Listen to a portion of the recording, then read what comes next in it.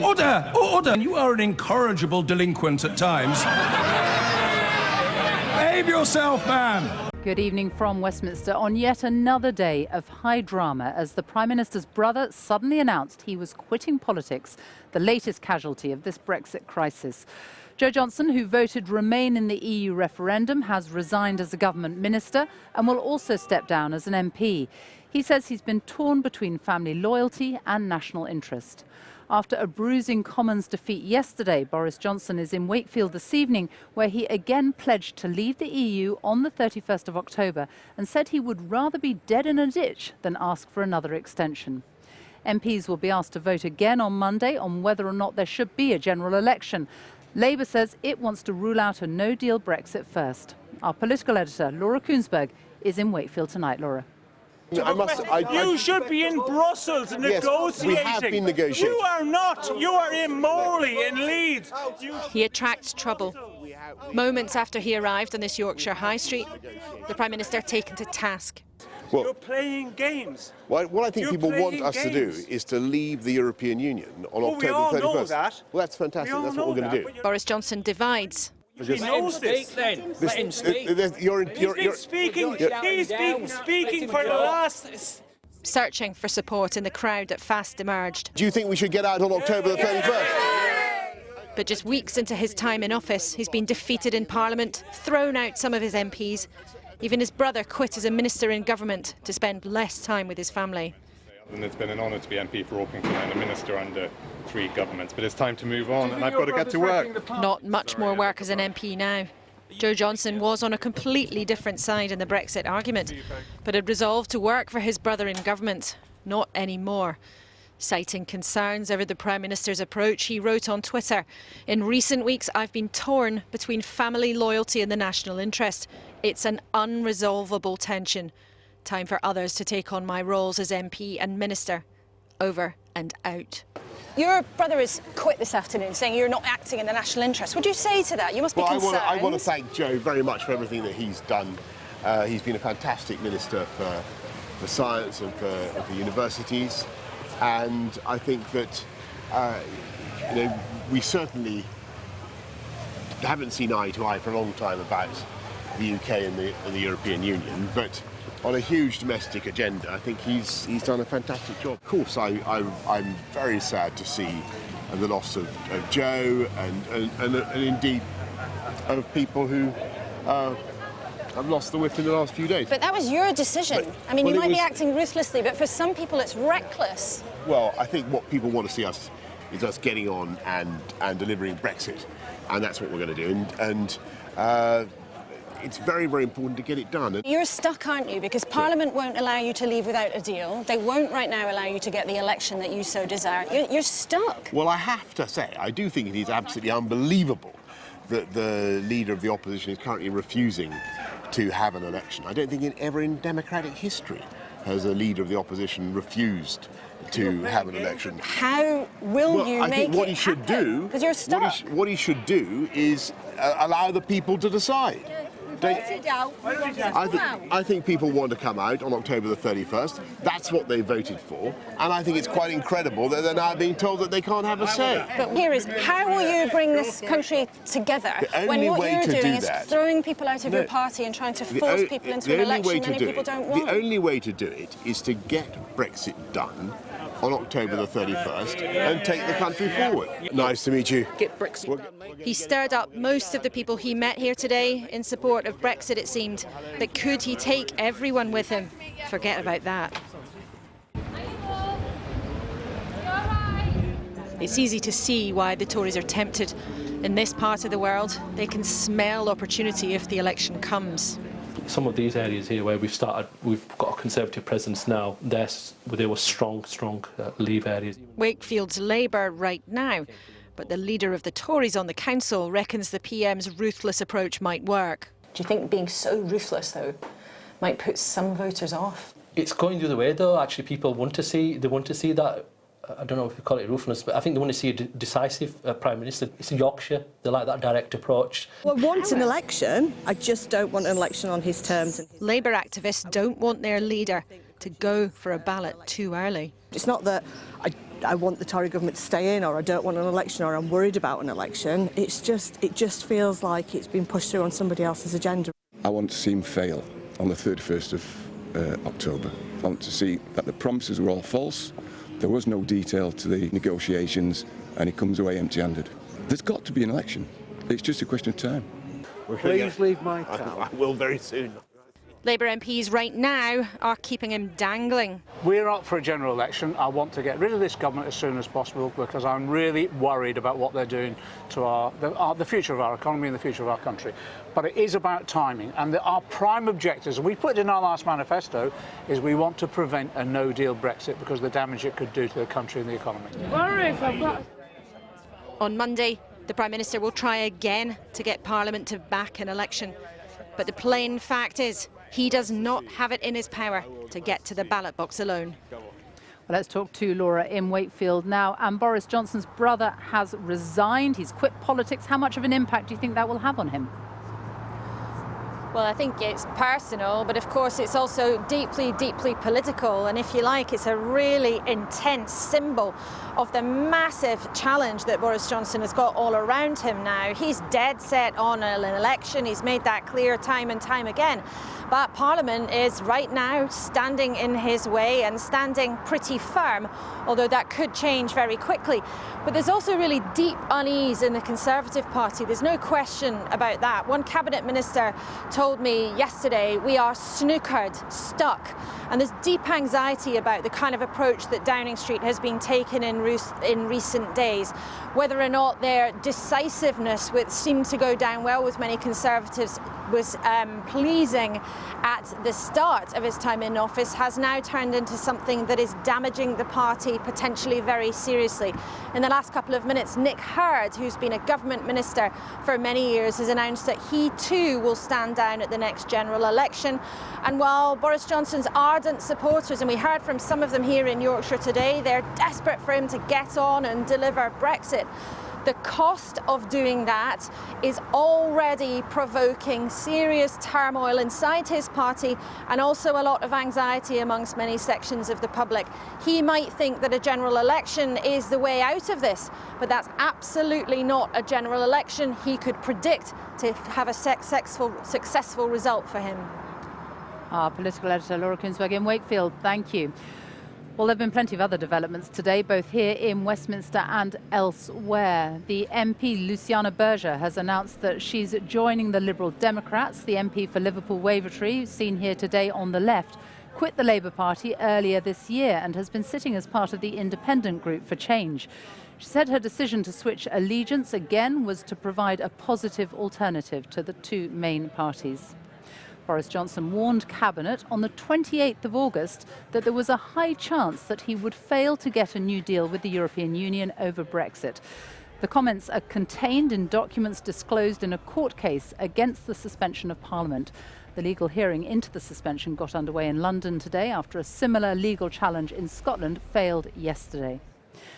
Members of the Welsh Assembly returned from their summer recess early today to take part in a debate over the Prime Minister's plan to suspend Parliament.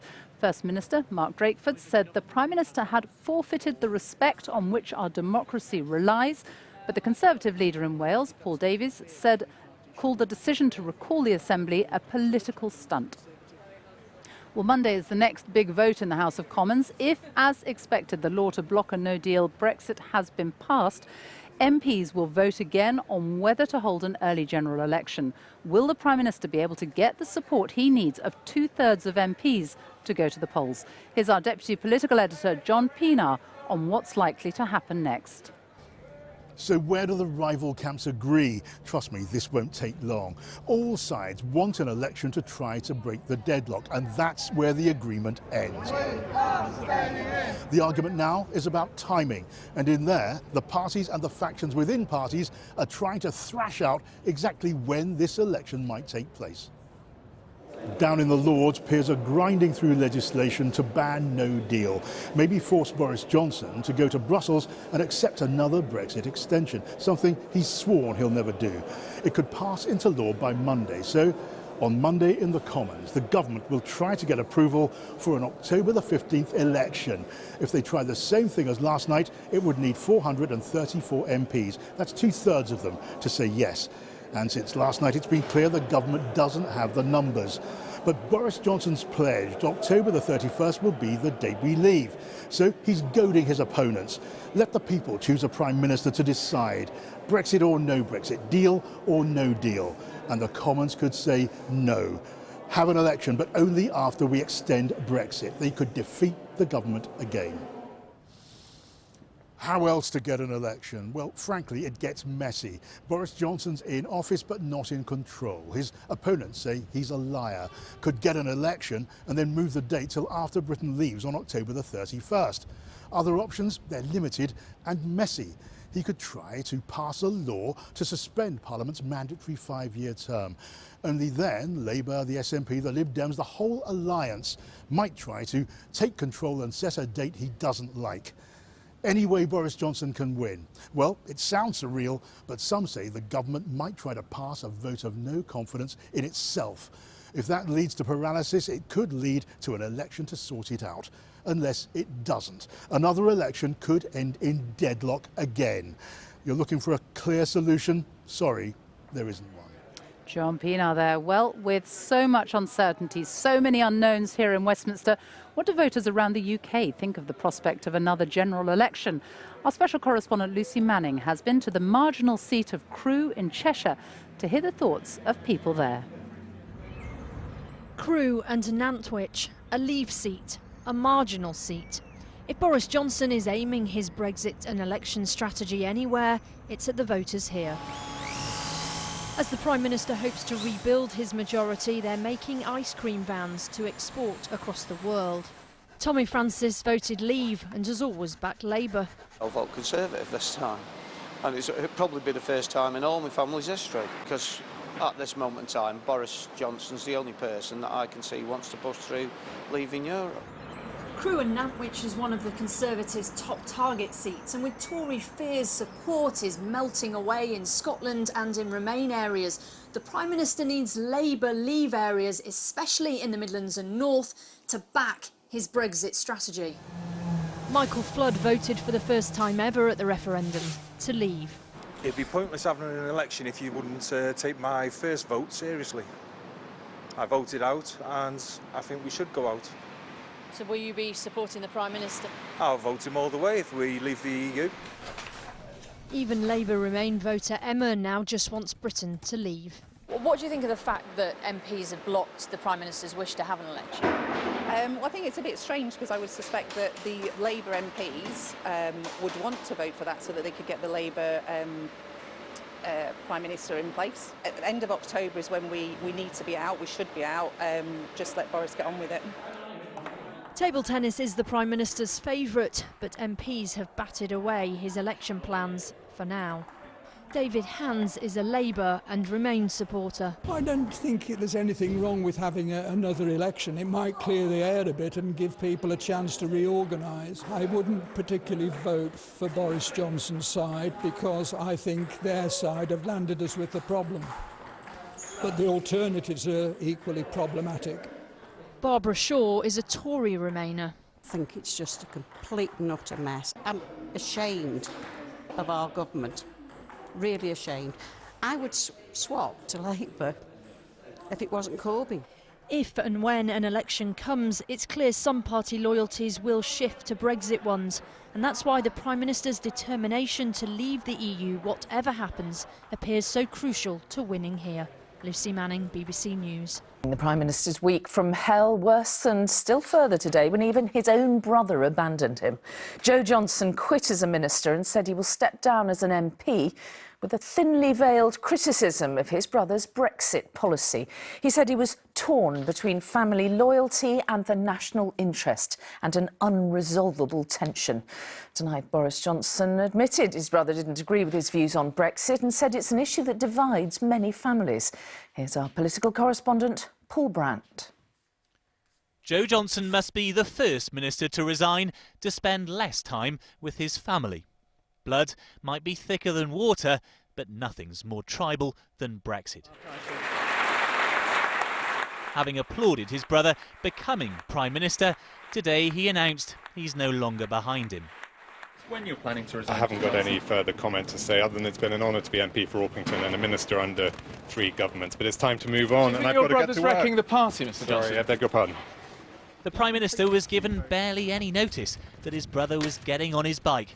Earlier, Joe Johnson tweeted, "In recent weeks I've been torn between family loyalty and the national interest. It's an unresolvable tension and time for others to take on my roles as MP and Minister. #over and out." Elections rarely run smoothly for any leader. It's easy to forget he hasn't actually managed to call one as he visited police in Wakefield today. But even this lineup was no protection from the row with his brother. If your own brother has lost faith in your plan, surely you'll have to be the next member of the Johnson family to resign. Well, my intention, as I said just now, and I'm absolutely determined to do this, is to deliver on the mandate of the people. We have a democracy in this country. Joe doesn't agree with me about the European Union because it's an issue that obviously divides families and divides everybody. But I think what Joe would agree is that we need to get on and sort this thing out. It's clear there'll be no change in policy, no delay to Brexit. I'd rather be dead in a ditch. You're right. For one officer today, the wait was already proving too much, but Boris Johnson can offer no way out. The motion has not obtained the majority required. Last night MPs voted to block an election, at least until their bill preventing a no-deal Brexit has passed. No one can trust this man, not even his own party can trust him. So what we're saying is we will block the no-deal Brexit, protect the economy, protect jobs and living standards, and yes, we'll have that general election. But we'll have it at a date which maximises our defence against his proposal for a no-deal Brexit. But whatever the date, an election is almost certainly coming, and towns like Wakefield will be a key battleground, a Labour marginal, but with a big Brexit vote. A visit here today has probably long been part of Boris Johnson's plan, at least whatever's left of it. The question being asked tonight, if Boris Johnson's own brother can't trust him, then why should the country? Paul Brandt, ITV News, Wakefield. Well, the government confirmed today that it will call for another Commons vote on a general election next Monday. But having failed so badly last night already, it's not yet clear exactly how they hope to win. Our political correspondent Carl Dinnan looks at the different options and their chances of success. Like it or not, there's a ballot box coming to a polling station near you soon. The question is, how soon?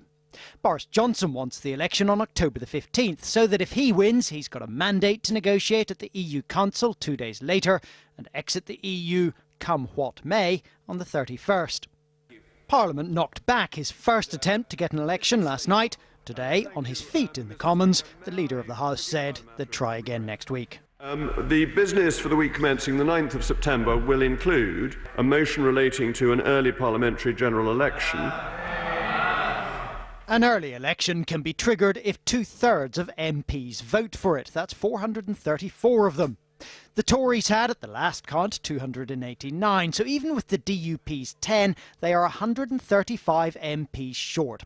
Only Labour have that many available, and although they want an election, they don't want it yet. There is another route to an election via a simple majority in both the Commons and the Lords. But Boris Johnson no longer has any kind of majority in the Commons, and the MPs he's just kicked out aren't willing to help. No, I shall obviously vote against it. Boris is desperate to have an election before the 31st of October because he doesn't know what to do.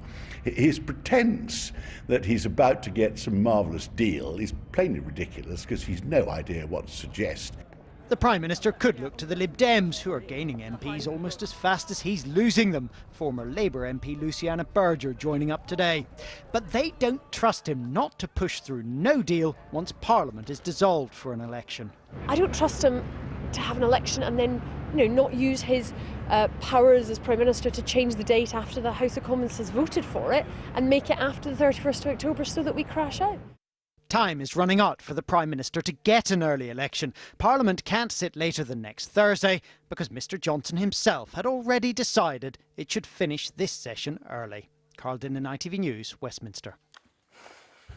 Our political editor Robert Peston joins me now from Westminster. So Robert, yet more extraordinary developments today, and the next big moment, as we understand, is set for Monday. Yes, so make no mistake, the resignation of the Prime Minister's brother, Joe Johnson, is a huge blow to the Prime Minister, partly because it shows that, you know, the person closest to him in a very real sense in Parliament opposes his approach to Brexit, and also that he is deeply unhappy with the way that Boris Johnson has purged senior Tories who voted against him earlier this week. As you say, Boris Johnson will have another go at triggering the general election he wants on Monday. But he's got a major problem. Opposition parties, led by the largest party, the Labour Party, do not want that general election to be on Boris Johnson's timetable, which would be before the EU Council on the 17th of October. They want it after he has been forced to delay Brexit, that is after the 31st of October, probably the middle of November. And this is the extraordinary thing. Boris Johnson, I am told by those closest to him, is actively contemplating breaking the new law that will be imposed on him. Imagine that, a Prime Minister being forced to do something by a law and saying, no, I would rather disobey the law of the land than, as he said today, reiterating what he said today, than ask the EU for a Brexit extension. OK, Robert Peston in Westminster, thank you. It was already a bit of a stretch to see losing his majority, expelling more than 20 colleagues from his parliamentary party, and losing 3 Commons votes as part of an ingenious plan masterminded by his chief advisor, Dominic Cummings. What was certainly not on Boris Johnson's schedule was the bombshell resignation of his own brother. What we do know is in the diary is a fresh attempt to trigger a general election early next week. Our political editor, Gary Gibbon, is right here. Gary, brother. Oh, brother, indeed. This whole saga has been polluted with convoluted terms that people struggle to get round, but there's something about being dissed by your brother that has real cut-through. Ask the Miliband brothers, and I suspect this issue really hurt. On the substantial issue of this crisis today, Boris Johnson's attempts to get an early election, well, we seem to see the opposition parties, particularly Labour and the SNP, getting closer together in a strategy to try and put off that date. It doesn't look as though when Boris Johnson comes back on Monday, is expected to come back on Monday and try the same thing he failed to do yesterday and get an early election, doesn't look as though the opposition parties are going to help him out. If you were guessing at the moment, and the situation is very fluid, you'd think they are moving towards a position where they're going to say, actually, do you know what?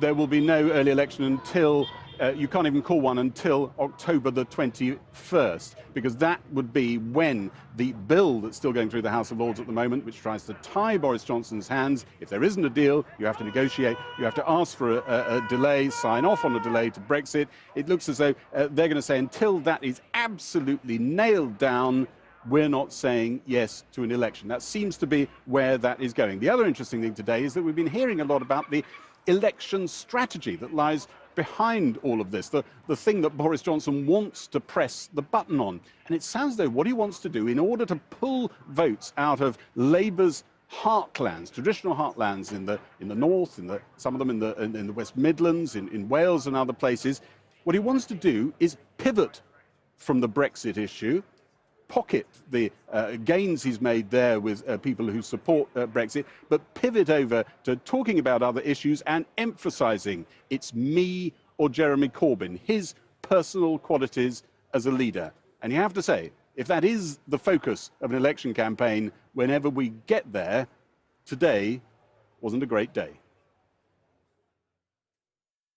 When you're planning to resign? I haven't got any further comment to say, other than it's been an honour to be MP for Orpington and a minister under 3 governments. But it's time to move on, and I've got to get to work. Wrecking the party, Mr. Sorry, I beg your pardon. Joe Johnson rang his elder brother last night to say he was quitting his government. He just couldn't stomach what the Prime Minister was doing. He spared his brother a full public attack, but tweeted, in recent weeks, I've been torn between family loyalty and the national interest. It's an unresolvable tension. And time for others to take on my roles as MP and Minister. A ministerial resignation, albeit from the very end of the cabinet table, only 2 months into a new premiership, is bad enough. But when it's your brother, it's a uniquely harsh judgment. Boris Johnson himself was in Wakefield today, promoting election-ready promises like more police spending, but still without the election he wants. Message from the Commons that they've passed the European Union withdrawal number 6. 1:30 this morning, the House of Lords finally agreed to debate the bill, forcing the Prime Minister to ask for a Brexit delay if there's no Brexit deal. But opposition parties are now saying it's not enough to handcuff the Prime Minister with this bill. They need to have seen the delay happen. Only then can an election happen. Speaking in front of a row of police recruits, Boris Johnson mocked opposition resistance to an early election and the bill itself. Can you make a promise today to the British public that you will not go back to Brussels and ask for another delay to Brexit? Yes. And sorry. I can. And would you I'd rather be dead in a ditch. Aren't people entitled to ask, if your own brother can't back you, why should anyone else? Joe doesn't agree with me about the European Union because it's an issue that obviously divides families and divides everybody. But I think what Joe would agree is that we need to get on and sort this thing out. After standing outside for 1 hour, one of the police officers arranged behind him began to feel faint. The Prime Minister was told to wind up, but carried on. Of a vote, and you know, time and time again, Jeremy Corbyn, don't worry, I'm going to end very soon. Not soon enough, as the police officer began to feel unwell. You're right. Oh, that's all right. I'm so sorry. Okay, I think that is a signal for me actively to wind up. Okay, time and time again. Wakefield is exactly the kind of seat Boris Johnson would like to be starting his election campaign in, if he gets to have it. Good morning, Mr. Cummings. Dominic Cummings, his senior aide, has told friends he thinks the Tories can gain seats in unfamiliar Labour territory. Trust the people. But must accept they will lose seats in areas like Scotland and English seats where the Lib Dems are in close contention. Another defection to the Lib Dems today, former Labour MP Luciana Berger, joining former Tory Philip Lee, who defected on Tuesday. Anne Milton believes a Tory hard line on Brexit could lose the party seats like Guildford. She was deselected as a Tory on Wednesday. Dominic Cummings thinks he's got in Boris Johnson an extraordinary asset that can reach bits of the country, as he did in London, that other Tories can't reach, and might just pull in working class votes in the north, other seats, to compensate for the fact that your seat probably gets lost. Well, that remains to be seen. I think in some of those seats Labour voters are quite tribal. I also think that in a general election, people will go, if we had one now, which I think, as I say, is a bad idea, people will go for the strong brands. And if the Brexit Party is standing, then the Brexit Party will pick up those votes. We asked Andrew Cooper about the emerging Tory election plan, and his election strategist to David Cameron and to the Remain campaign. He was suspended from the Tories back in May for backing the Lib Dems. I would expect them to lose 25 to 30 net to the SNP in Scotland and to the Liberal Democrats in the southwest and the south of England. So places like Aberdeen, places like Lewis to the Lib Dems down here, and you think they probably factored that in? I think they would have factored that in, but that means that they're starting 40, 45, maybe 50 short of a majority. In order to get a majority, a working majority at all, they're saying that they're going to need to gain probably 70. To get into the territory majority of 50, they're talking about gaining potentially 100. So they think that... Which has been done only once since the 1930s. Dominic Cummings thinks in Boris Johnson he's got this extraordinary asset, a lead as big as Margaret Thatcher's over Michael Foot in '83, who can transform this electoral map. That and a focus on the public sector and putting money into the NHS, into schools and the rest of it, will change the dynamic and make those seats like Bolsover winnable. Boris Johnson is the first Prime Minister, I think, ever to start off as Prime Minister with a negative net opinion poll rating. He has a lot of baggage, he's a very divisive figure, and I think there'll be a lot of culturally Labour people in some of those seats they're targeting who will struggle with the idea that this Etonian Conservative is the embodiment of the aspirations and hopes of people like them. Seats in the Midlands, like somewhere like Wolverhampton South West, Tories think they just need the Lib Dems to creep up a little bit in a Labcon marginal like that, and that will let the Tories get the seat back. They could be onto something there. They could be on something in some of those seats, but if the Brexit Party stood against them too in that seat and they're losing votes to the Brexit Party because some of those very pro-Brexit people think that it all still sounds too mealy-mouthed and he's talking of a deal but he can't explain what the deal is. Or what's he got to squeeze the Brexit Party down to? Certainly if the Brexit Party is in double digits in percentage terms, you would start to think it's going to be very difficult for the Conservatives. But it's about where they stand. To have you here, and I had At Downing Street this morning, a sympathetic word from US Vice President Pence. At a very busy time here in the United Kingdom. Always busy. I'm grateful for your hospitality. Always busy, the Prime Minister said, downplaying a political crisis that right now has no clear end in sight. Well, Boris Johnson's own words of wisdom have come back to haunt him again. In 2013, after Ed Miliband beat his brother David to the Labour leadership, he told the Telegraph newspaper that, and I quote, "Only a socialist could regard familial ties as being so trivial as to shaft his own brother." Well, now his own brother Joe has turned his back on him and his government. Minnie Stevenson has been to the safe Tory seat of Orpington to see what voters there make of the decision of their MP, Joe Johnson. As they say, blood is thicker than water, but it seems Brexit has come between these two brothers. Today, Joe Johnson said he'd been torn between family loyalty and the national interest. In the end, he chose to leave rather than remain with his brother, his government job, and he'll stand down at the next election as the MP for Orpington.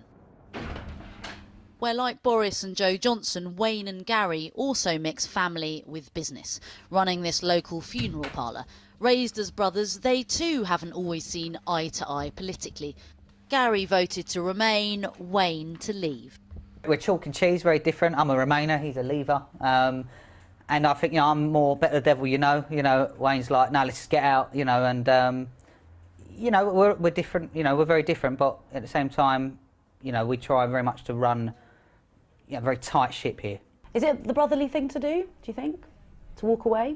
On a brother level, it's difficult, it's politics, but on a brother level, I guess not, but at the same time, he is an MP and he has to, I guess, put the public first. He wants to be a public servant and I respect him for that. Wayne, what about you? I can see you thinking about your answer in the background there. Would you walk out on Gary? Definitely not. Family's family. Blood's thicker than water. Come out of the EU on October the 31st. No ifs or buts. As Boris Johnson's do-or-die Brexit message has intensified, so too have the family arguments around the Johnson dinner table, it seems. Or as their sister Rachel Johnson put it, it's becoming ISIS-like in its intensity and silliness.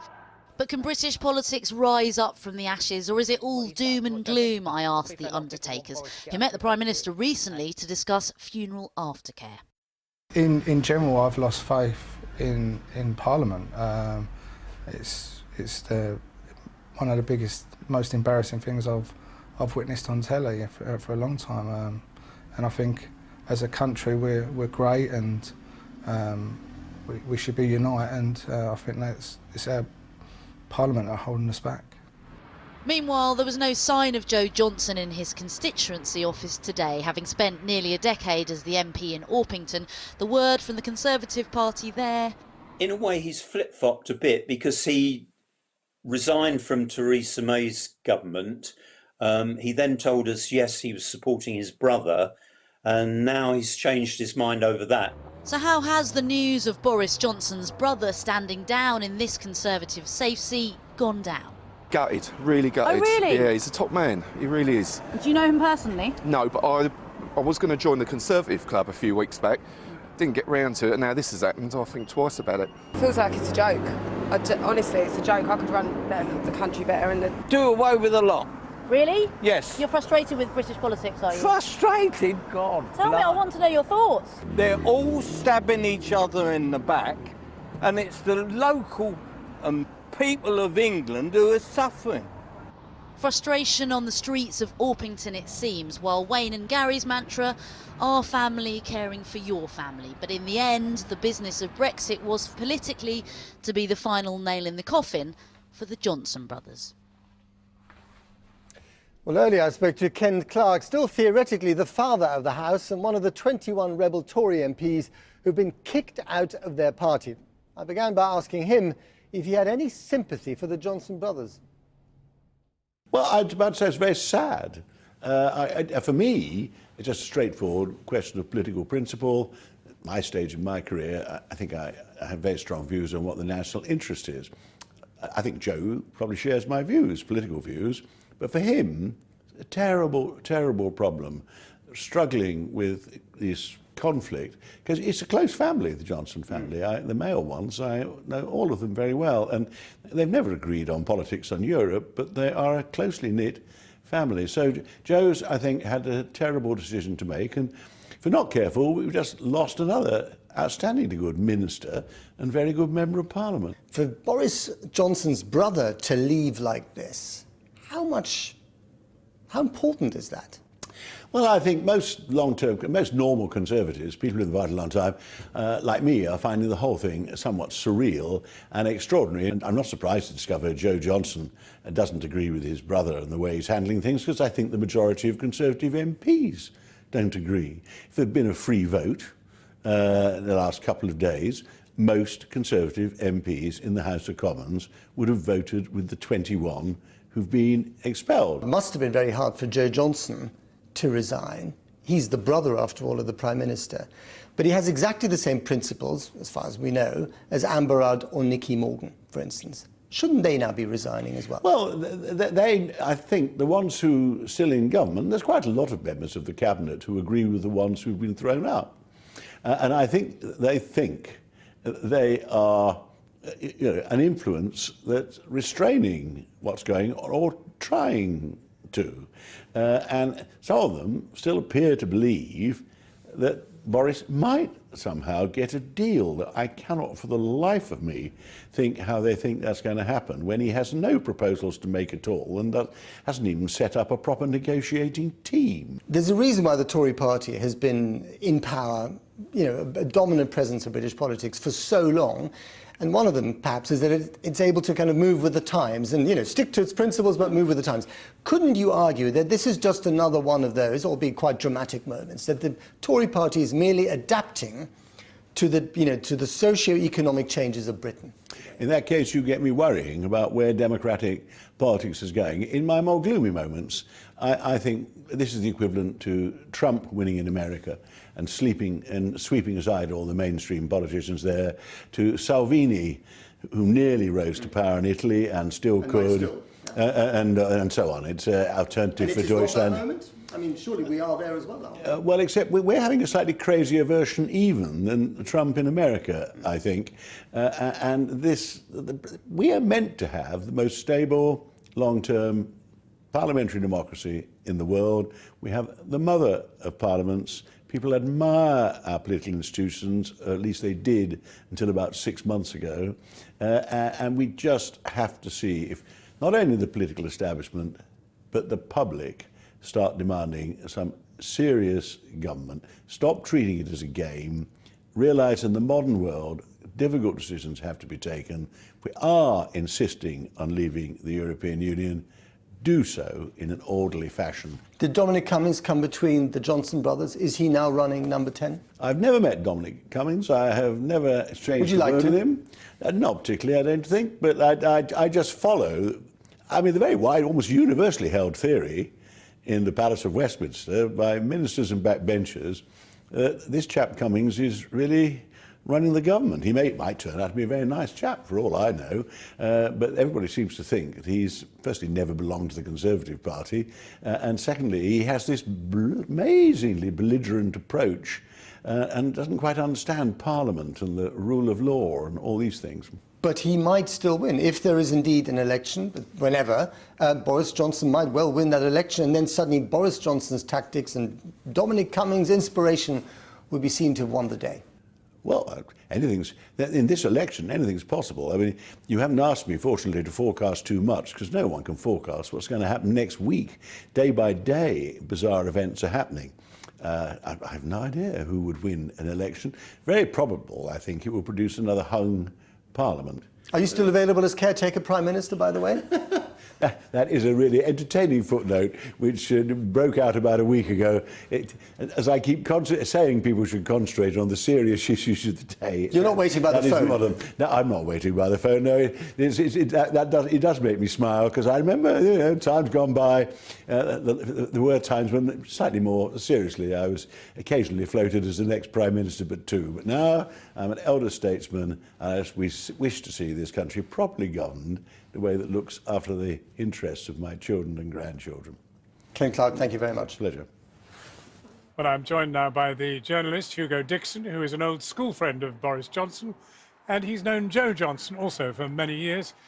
He's now the deputy chair of the People's Vote campaign. Fraser Nelson is editor of The Spectator magazine, a position Boris Johnson once occupied, and Sonia Purnell, who wrote Mr. Johnson's biography, Just Boris, a tale of blonde ambition. I used to work with him at the Daily Telegraph's bureau in Brussels too. Well, let's just talk first of all about how close this family is. I mean, you were at prep school, public school, FT, everything else. I mean, are they a clan? Yes, they are. They are. They are a family, and there's a huge amount of love within the family. It's a tight family. Even though they, obviously disagree. I mean, as we know, Rachel Johnson actually stood for a completely different party in the European elections. And Joe has had a completely different view from Boris about Brexit, but actually went into his cabinet, albeit not as a voting member, but attending the cabinet. I think it was, unfortunately, it was a mistake, but he has done something very courageous and wise today, which is to resign. Well, I'll come to that in just a moment. I just want to tie up this business. I mean, do you think that this relationship has continued throughout their adult lives as well? I mean, would they be close now? I mean, I think they probably are close. They've always been uber competitive. It's always. I mean, I remember hearing that when Joe got his first from Oxford, compared with Boris's 2-1, Rachel had the terrible job of breaking the terrible news to Boris. I mean, hugely competitive. But like you say, great love. But this will have really hurt. There will, I'm sure, have been anger on both sides. This will really have hurt Boris. I think it will have shaken him quite a lot. But Fraser Nelson, that's what makes this so curious. Why on earth did a Remainer, a man who wants a second referendum, why on earth did he go into his brother's cabinet? Just brotherly love? Well, he might have worked out that Brexit might soon be over and the work of reconciliation can be gotten. That will need the people like Joe Johnson and other Remainers who are willing to work with half of the country who wanted Brexit to try to make things better. Now, that might have been his initial thoughts, but then by the time these 21 Tories were being given the axe, I think he might be able to smell a new Tory manifesto coming down the track that he would have to sign, saying he was signed up to this Brexit policy and that Brexit policy. And if he thought his heart really wasn't in it, and he really couldn't sign something he didn't believe to be true, it does make sense to leave politics as he's assigned to. But does it actually matter? I mean, what do you think this says to the public? Hugo? I'm not sure how much it says to the public. I mean, but I do think it really. But I do think it, well, I do. Yes, of course, there is a question. If his own brother doesn't believe it, then how could anyone else believe it? But I actually think the more significant impact is on Boris himself, because, as we said, I mean, this family loves each other, and this is, in a way, as I wrote today, the most unkindest cut of all.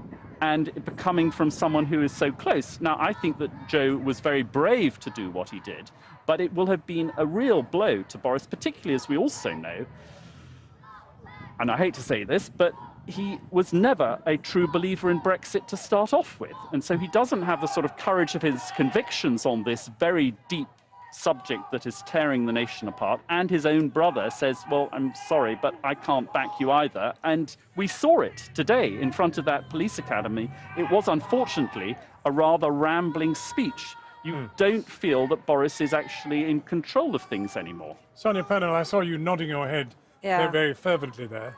Well, I mean, I'm quite worried in the sense of, the stability in Boris's life is largely gone. When his marriage to Marina was still functioning, she provided this great rock for him, kind of, softened the edges a little bit. And he now doesn't have that. We don't even know how many children he has. We don't know what his sort of private arrangements are, though they do seem to be chaotic. He is a prime minister in the midst of a massive national crisis. You do need him to have an absolutely rock-solid background. We know now that the family at large is divided, his home life is chaotic. This is not good for someone who's having to face the challenges that he is, and I think that's why we're seeing rambling speeches. He is not focused in the way that he should be. Well, Fraser Nelson, it's hard to disagree with that, I imagine, and we have a situation in which Dominic Cummings is coming under unbelievable pressure for the sort of cack-handedness of his operation. It's true that the parliamentary manoeuvres of the last few days have ended in failure. Parliament's indecision is final. That's what we found out. We tried every trick in the book to get a parliamentary resolution to Brexit. Now that's not working. They're going for a general election. Of course, huge disappointment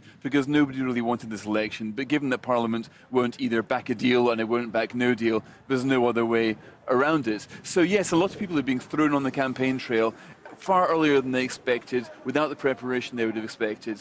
But the Parliament can't decide, and the public will have to in a general election. That is our basic democracy. Do you agree with this analysis that seemed to be present here, which is that he is desperate for support, for props, for sustaining?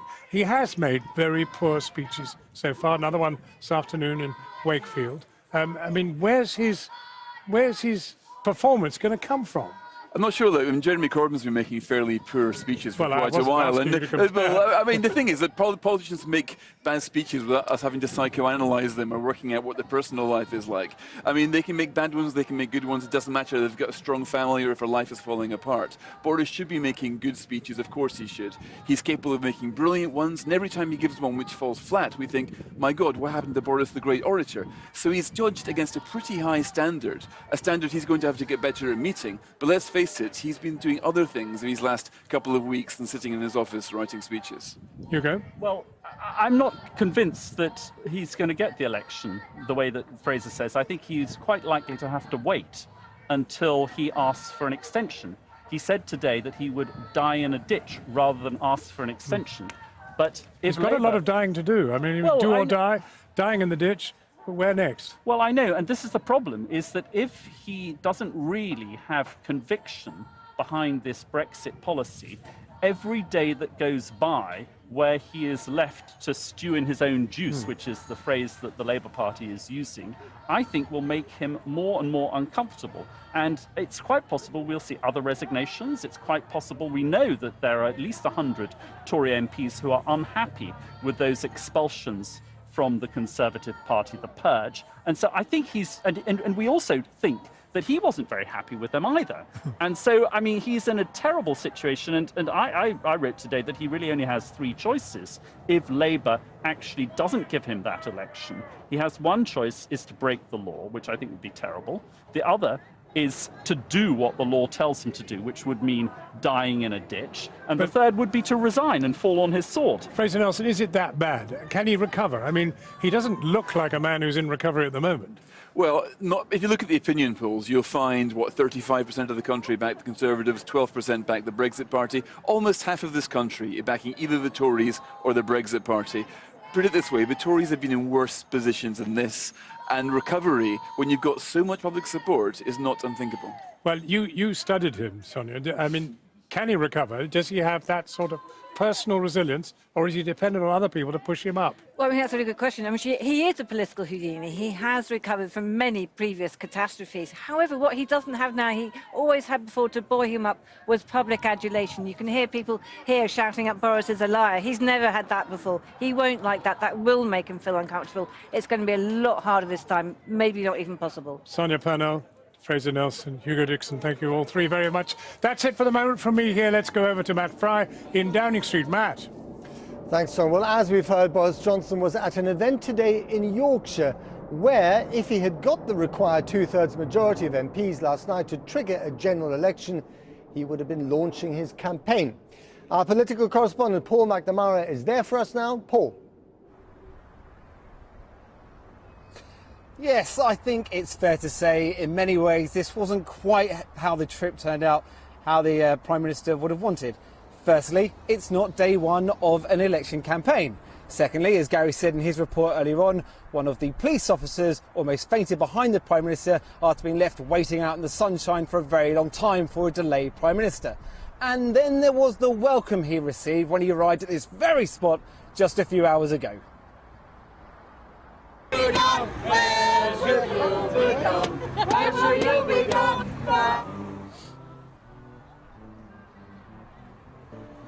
So Mr Johnson was here to launch his national campaign to recruit 20,000 police officers over the next 3 years. Well, that was the official reason for being here. Unofficially, though, it felt very much like a Prime Minister in electioneering mode. At one point he said, quote, "I hate banging on about Brexit," and then spent quite a long time, well, banging on about Brexit. All of this, of course, has drawn some criticism. Firstly, from the West Yorkshire Police and Crime Commissioner. I spoke to him earlier on. He said the Prime Minister should not be using a backdrop of police officers to be making political points. That was reiterated by Labour MPs. Labour MPs like Mary Cray just up the road in Wakefield. And here's where we get back to the electioneering. Why is the Prime Minister here?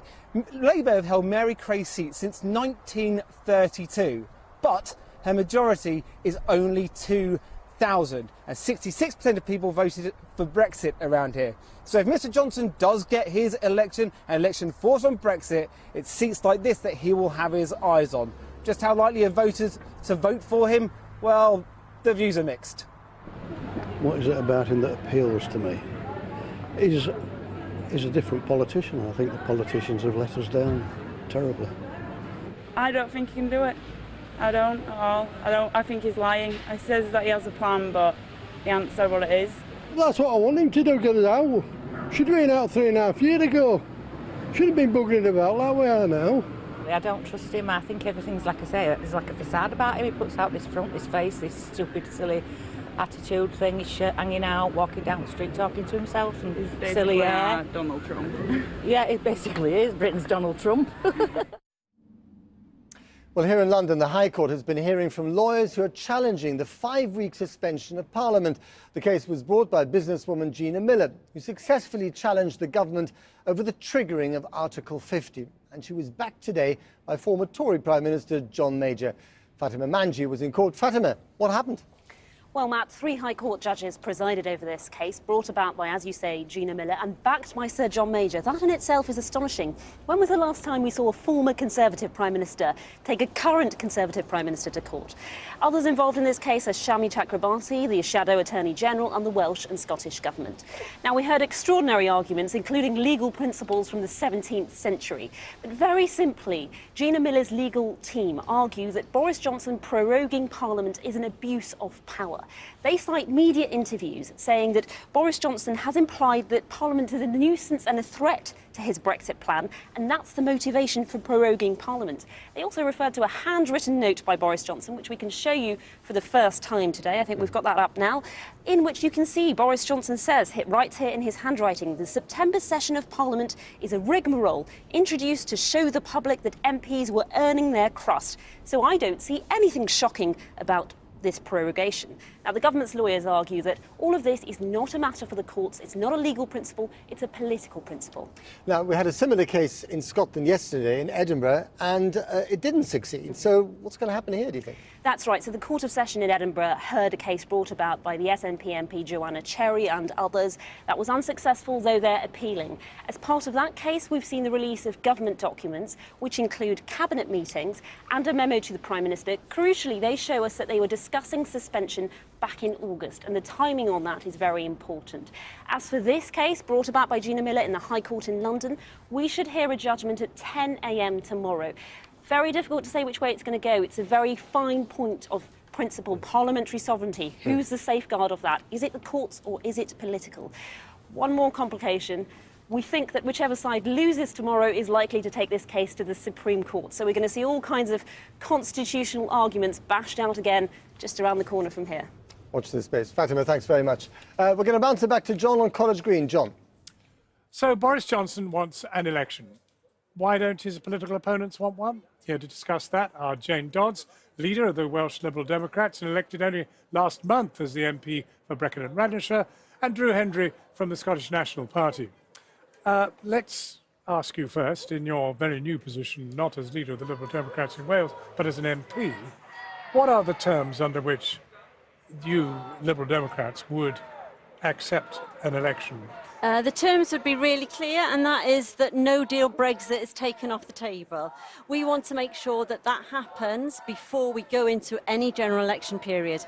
And it's really great that the parties in Parliament that are opposing Conservatives have been working together on this. Well, you've got a man who said do or die, and he's not going to grant an extension and go for an extension. What do you do in those circumstances? Well, let's just see. We've got the opportunity to say we don't want a general election, and we'll see if that goes through. We've got another opportunity on Monday to debate it, but we're really clear: no general election until we've got Brexit off the no-deal Brexit off the table. And for the SNP?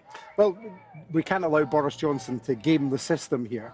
He's looking to try and force through a no-deal Brexit. We know that. It's very, very clear. So the timing of an election shouldn't be up to a Prime Minister who has no mandate, wasn't elected by the people, wasn't elected by Parliament, and clearly has no majority. In fact, it's even got worse over the past few days, no majority in Parliament. So we can't allow him to do that way. We really want an election as quickly as possible. We're desperate to get out and start that campaign to kick the Tories out of power. Scotland is looking on in horror at this at the moment, but we won't sacrifice a no-deal Brexit being pushed through as a consequence. So, Jane Dodds, in the event, improbable though it feels at the moment, that he says, right, I do accept an extension, those are the circumstances under which you would then agree to the date of an election? Yeah, Drew, as Drew says, it's not that we're scared of a general election. Don't forget, we've just had 2 MPs join us this week. The Liberal Democrats are in a good place, and we want to make sure that we have an opportunity to beat the Conservatives as well.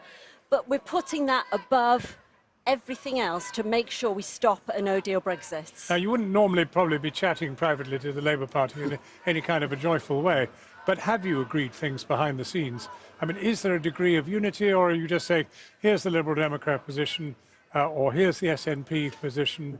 We've always been prepared to work across the benches for progressive reasons, so it's nothing new to us to be talking to the other opposition parties at the moment, and talks are ongoing. What we want to do is make sure that we can't have the calamity of a no-deal Brexit and all the economic and social chaos that would bring in its wake, and we're not going to allow Boris Johnson to game the system like this. As I said, what we want to do is get to an election as quickly as possible, but it's vitally important that he isn't able to use any kind of system here to undermine Parliament any further than he already has done. How will the SNP vote on Monday?